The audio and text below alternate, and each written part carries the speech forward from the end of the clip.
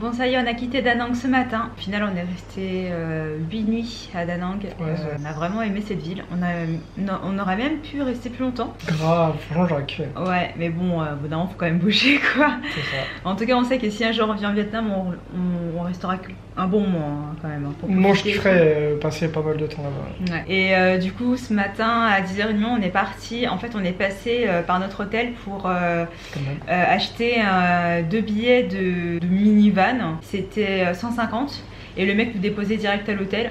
Du coup, à deux, on a payé 300 000. Il y en a pour 2 heures à peu près. Bon, on part en exploration de la ville un peu à Hue. Et juste, ce mec est un génie. Il a mis, tu sais, les trucs que tu trouves que tu peux mettre dans ton jardin et qui tournent avec le vent. Sauf qu'il a mis tout le long de son bar plein de couleurs, c'est trop stylé. Allez, un petit magasin de tatou encore. C'est vrai qu'il y en a quand même beaucoup dans le Vietnam, hein. Toutes les villes ils en ont. Bon, on va pas se fier aux premières apparences. Ça fait, sans déconner, 5 minutes qu'on marche. Déjà il y a beaucoup de touristes. Bon ça jusque là, voilà, c'est pas hyper choquant. Et allez, en 5 minutes on se fait accoster par 2 mecs qui veulent t'emmener dans les meilleurs restos pas chers de la ville. Genre hyper relou tu vois. Donc on verra, est-ce que c'est juste on a eu pas de chance ou est-ce que ça va être comme ça dans la ville absolument partout? Je sais pas, j'espère pas parce que ça va vite être très chiant sinon. Nous sommes arrivés au fast food, ça a bien changé McDo hein. Donc on a un endroit vraiment à visiter ici à Hue qui est la citadelle impériale. Donc ça fait une grosse citadelle fortifiée comme ça. Et à l'intérieur il y a une cité. Et du coup on peut visiter, il y a beaucoup de choses comme ça à visiter. Il y a ça à visiter, il y a pas mal de tombeaux, de pagodes. Bon, vous connaissez notre amour pour les pagodes, je pense qu'on en fera strictement aucune. Par contre, je pense que cette citadelle est quand même vraiment à voir. Alors cet endroit, c'est classé au patrimoine mondial de l'UNESCO. Ça a été détruit à 80% par les Américains pendant la guerre. Et du coup, c'est encore en cours de restauration. Bon, voilà une carte un peu à quoi ressemble la cité impériale. Ce qui est rouge, je pense que c'est c'est ça, c'est ce qui est encore debout. Et tout ce qui est en pointillé, c'est ce qu'il y avait mais qui a été détruit. Voilà. Donc effectivement, il manque une bonne partie quand même. Donc tu peux prendre un guide et sinon l'entrée c'est 150 000. Alors c'est vrai que les entrées sont quand même assez chères, donc 150 000 ça fait quasiment 5 € par personne. Et après il y a des tombeaux à visiter à différents endroits et ça va être 100 000 l'entrée, donc ça revient vite cher. Donc tu peux acheter des passes, je crois que c'est ça là, ouais c'est ça, package tour, c'est 280 000 et du coup tu as accès à la cité impériale et à 2 tombeaux si je dis pas de bêtises, donc ça te revient un petit peu moins cher quoi. Il y a un petit groupe de, je sais pas si c'est des militaires ou... Ils sont pas tous habillés pareil et tout. Des barres de rire. Regarde, ça rend bien quand même, les soldats avec le drapeau là. J'avoue, il y en a qui sont en claquettes. Il y en a, il est en chaussures de costume. C'est quand même drôle, franchement. Bon, ça c'est juste l'entrée. Hein. Ça claque un peu déjà. Ça me fait un peu penser comme à Meissen, où genre on vient visiter un truc comme si c'était une attraction, alors qu'en fait il y a vraiment des gens qui ont vécu là et tout. Puis je sais pas, genre avant c'était la haute société du Vietnam qui venait là quoi, c'était pas genre des ploucs comme nous quoi. Alors c'est d'ailleurs parce qu'il y a une entrée pour les Viettes qui est juste là, et pour les international visitors. Bah ouais, pourtant il n'y avait pas de prix, mais bon, bref. Bon, en tout cas nous c'est par là je pense. Elles ont pas blagué, elles ont loué le costume et tout quoi. C'est parti pour visiter tout ça du coup, ça a l'air... grand. Abusé. Oh. Tu tombes là-dedans, je suis sûr il te bouffe. Alors on peut visiter ici. Je sais pas du tout ce que c'est. Il y a un dress code encore, un peu comme en Thaïlande.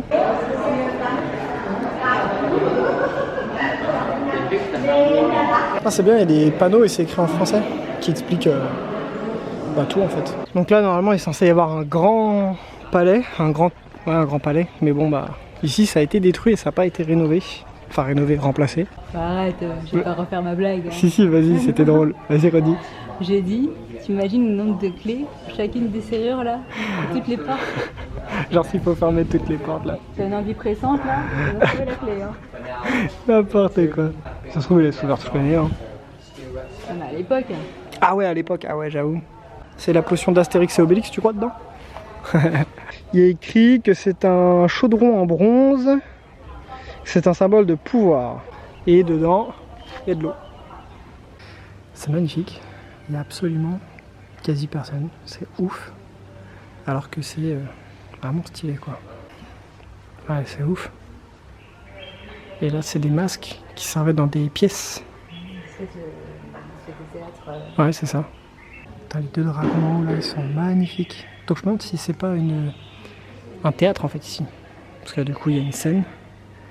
Et juste derrière nous, bah, il y a des sièges. Donc je pense que c'est un théâtre. Et des fois des décors ça fait un peu japonais quand même je trouve. Non? C'est asiatique quoi. C'est bien, il y a des endroits où on arrive quand même à être un peu seul. Tu trouves pas qu'on se croit à Sunworld un peu? Ah ouais. Bon, à part qu'ici c'est authentique, hein. Vraiment joli quand même. Les édifices là. Les dragons. Trop stylé. Ouais. Il y a des petits bonhommes là dans les. Où ça? Ah oui, exact. J'avais pas vu juste là. Ah, franchement, les détails, c'est abusé. C'est stylé l'intérieur. Tout de suite, il fait frais quoi. Ouais. Bah en fait, il y a un courant d'air de ouf. Je sais pas comment. Enfin, c'est sûrement construit fait exprès, mais tout de suite, tu sens un courant d'air de l'espace. Je pense que, bah oui, regarde, il manque le néon. À mon avis, c'est d'époque. Hein. Ça a été détruit pendant la guerre, ça. Quasi sûr. Hein. Poubelle verte aussi.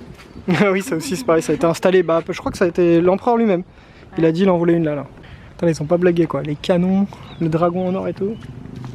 Terrain de tennis qui a été commandé par l'empereur, ça aussi. Mais je crois qu'il a été livré il y a pas très longtemps celui-là. Ils ont mis 200 ans à le construire, un truc comme ça. Bah ouais, en fait, blague à part, c'est quand même chelou qu'ils aient. Pourquoi ils ont fait un truc de tennis juste là quoi? C'est assez bizarre. Hein.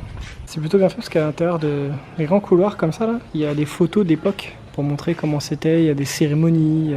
Donc c'est bien, ça permet vraiment de se rendre compte que bah, par là où tu passes, il y a vraiment une histoire. Quoi. Ce couloir infini. Bah là, il y a une partie qui a été détruite, sûrement pendant la guerre, et qui n'a pas été restaurée encore. Et texte en français qui date de 1941. Alors qu'est-ce que tu en as pensé de la cité impériale? C'est joli. Ouais. Il y a beaucoup d'infos un peu éparpillées partout, des tableaux, des photos. Mais si t'es comme nous et que tu veux juste te balader. Bah c'est bien. C'était combien déjà? 150 000? Ça fait 5 balles à peu près l'entrée. Mais oui, c'est joli. Au final, c'est pas si grand que ça. Et il n'y a pas tant de bâtiments que ça à voir. Mais si vous avez déjà fait le palais impérial de Séoul, il est beaucoup plus petit. Hein. Ouais, non, enfin Séoul c'est beaucoup plus grand. Ici c'est plus petit. Oui, ici. Oh, non mais ouais, c'était juste parce qu'on aurait pu penser que tu disais l'inverse. C'est pour ça. Bon, on vient de faire un petit quart d'heure de route depuis l'hôtel. On a loué un scooter pour la journée, 100 000 donc, ça fait 4 €. C'est pas cher. Ouais. Ce qu'on fait aujourd'hui, c'est qu'on visite un parc d'attractions abandonné. C'est ça, c'est un parc aquatique exactement. Avant, il y avait des aquariums, il y avait des toboggans, etc. Il est vraiment connu à Hue quand même parce qu'il y a un espèce de gros dragon au milieu. Ce qui est hyper rigolo, c'est donc le parc, il date de 2004, il a été abandonné quelques années après, il a fait faillite. Et en fait, ce qui est rigolo, c'est qu'il y a un garde. Et le garde, il te demande de payer pour rentrer. Sauf que le gars, il travaille pas du tout pour le parc ni pour la ville. Bah quoi, si, je pense qu'il est payé pour la sécurité du parc, parce qu'il y a déjà eu des accidents. Mais ce qui est rigolo, c'est que si tu utilises l'application Maps.me, sur l'application, il y a écrit que l'entrée c'est 10 000, tu vois. Genre c'est écrit quoi. C'est un truc de ouf. Bref, après on a croisé un mec qui nous a fait signe en mode non, venez ici, allez pas voir le garde. On s'est garé, on emprunte un petit chemin en terre là et on suit un peu, il y a quelques touristes, on suit un peu les mondes quoi. Ouais. Alors c'est un gros traquenard, il va nous tuer. L'espèce de raccourci qu'on a pris nous amène sur un cimetière. Ok. Bon, je sais pas dans quoi on s'est embarqué. Elles reviennent. Ah. Oh, ok. Bon, on a trouvé un autre chemin parce que les petits chemins qu'il y avait autour dans l'entrée principale, ça nous menait nulle part. On s'enfonçait dans la jungle et on s'est éloigné du parc. Là, on est passé par le dessus du parc parce que c'était indiqué sur la carte. Et sauf que là, on arrive à un point où il y a écrit que on peut pas rentrer. On a été voir le vigile qui est à l'entrée, enfin le garde qui est à l'entrée. Et on s'est dit voilà, si ça coûte 10 000 l'entrée, c'est bon, on paye 10 000 et puis. Sauf que le mec il nous fait signe comme quoi que c'est mort, il y a personne qui rentre. Bah il y avait des viettes juste à côté. Ah bah le parc est juste là, qu'on le voit. Et il y avait des viettes juste à côté, et ils nous ont vu rentrer, les mecs ils ont rien dit du tout, je pense qu'ils s'en foutent complètement. Il est là le gros dragon, donc on est rentré par l'opposé en fait. Et c'est bon, on est dans le parc. Donc en essayant de rentrer, on a croisé beaucoup de monde qui essayait de rentrer aussi et qui ne trouvait pas trop. Et là on a vu quelques personnes au loin. Population du parc, une vache. Et là c'est un genre d'amphithéâtre. Enfin, je sais pas, un truc de spectacle. Tu sais genre... Ah bah c'est un truc, il y a une espèce de piscine et il devait y avoir un spectacle avec des jeux d'eau. Ouais ça c'est des gradins ouais.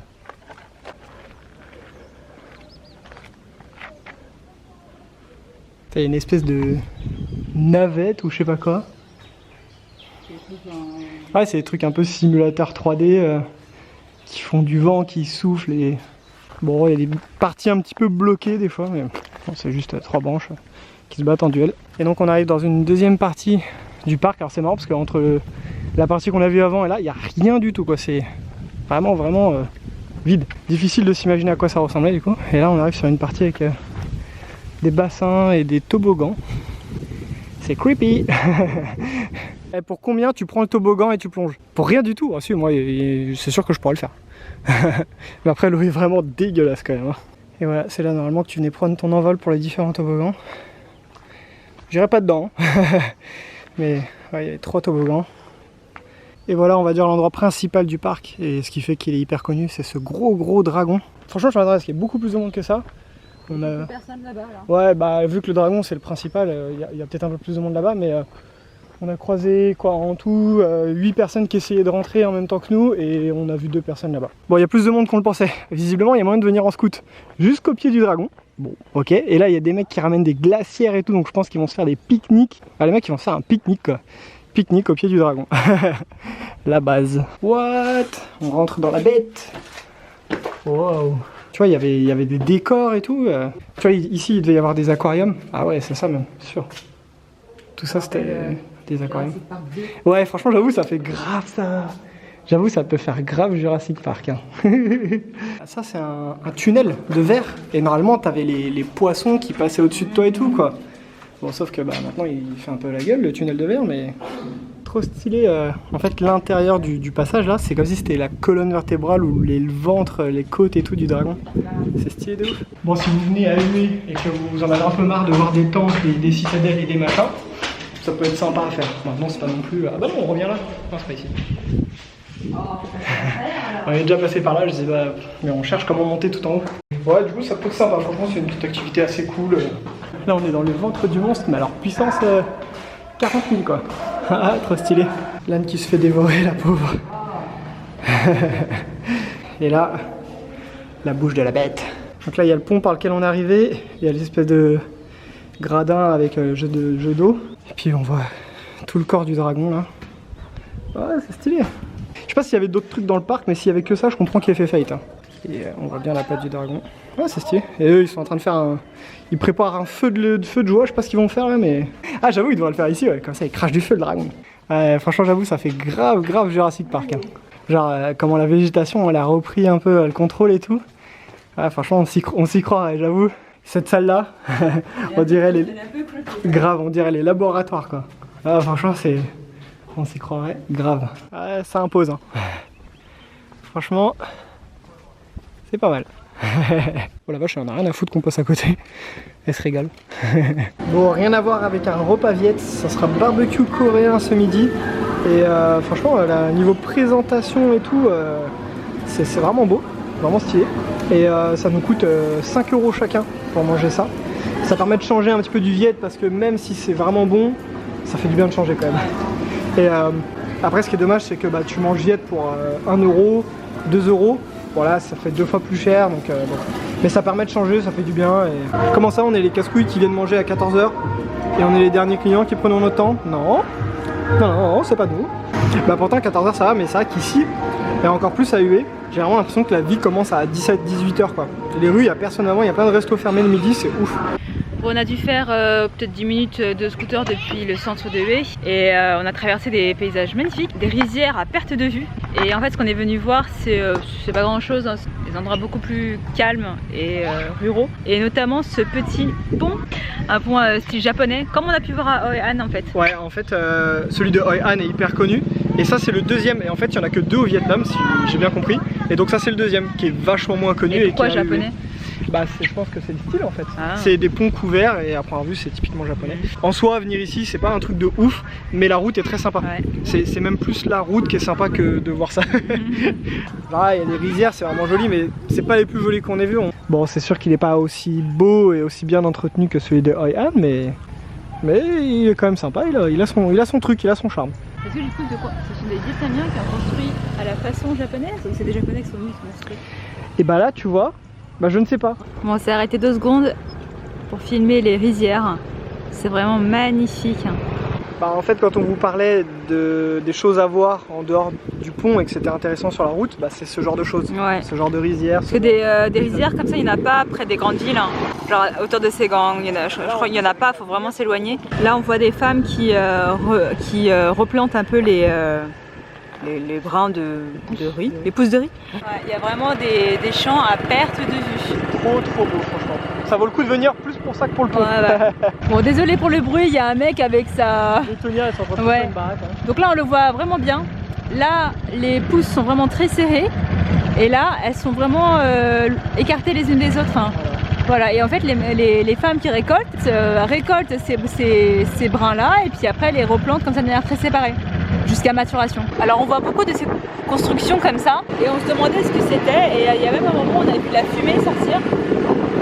Je pense que c'est pour faire sécher sûrement de la viande ou du poisson.